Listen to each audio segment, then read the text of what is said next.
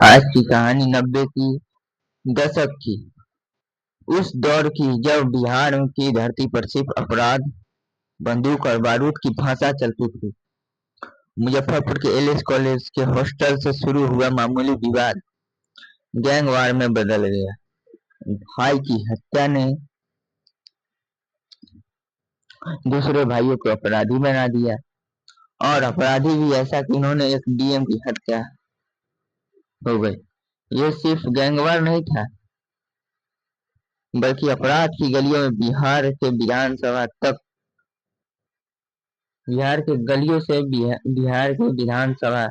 तक पहुंचने वाले बाहुबली की कहानी है। कहानी तीन शुक्ला ब्रदर्स की है, लेकिन इनमें इनकी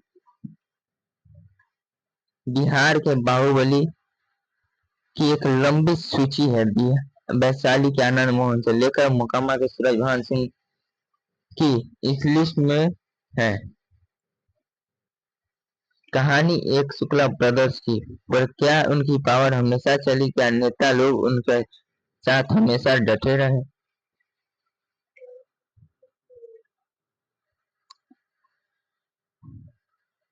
इस खूनी खेल में कौन जीता कौन हारा, चलिए कहानी ही सुनाते हैं।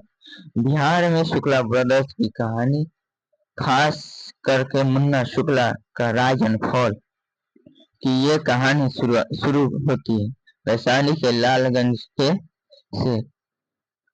जब भी शुक्ला ब्रदर्स का नाम होता है तो पिता रामदास शुक्ला एक पेशे से वकील थे,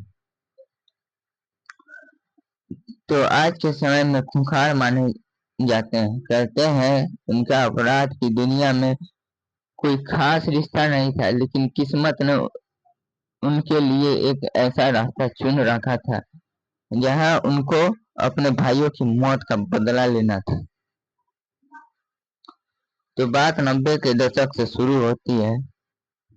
मुजफ्फरपुर के फेमस एलएस कॉलेज में एडमिशन ले लिया था। ये वो समय था कि अपने पढ़ाई से ज्यादा एक अलग वजह से जाना जाता था।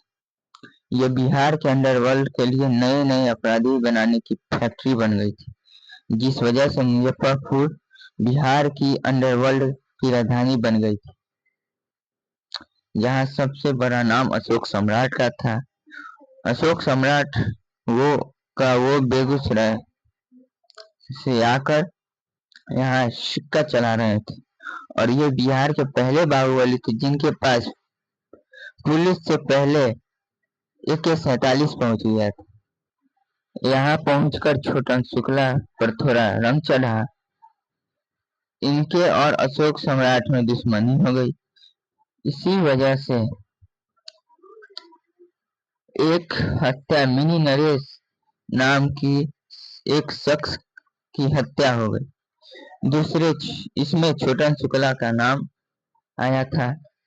जिस मिनी नरेश की हत्या हुई थी, मिनी नरेश अशोक सम्राट के सीनियर थे, साथ साथ एक ऐसे शख्स थे जिन्होंने मुश्किल के समय में अशोक सम्राट की मदद की थी। जब उन जब उनके नाम जब उनके जान पर बात बन आई थी, तब मिनी नरेश ने उनका साथ दिया था। इस कॉलेज से सबसे बड़े गैंगस्टर में मिनी नरेश का नाम था। तो इस तरह अशोक सम्राट और छोटन शुक्ला की दुश्मनी शुरू हो गई।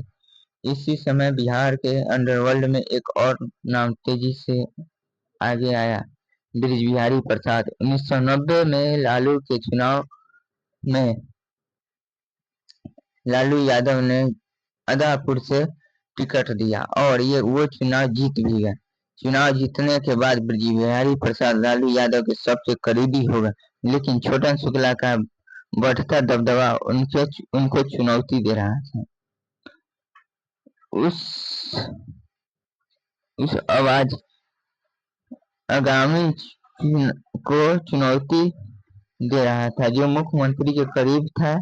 ऐसे में ब्रिज बिहारी प्रसाद ने अशोक सम्राट का हाथ थामा, जिसमें अशोक सम्राट की ताकत और बढ़ गई।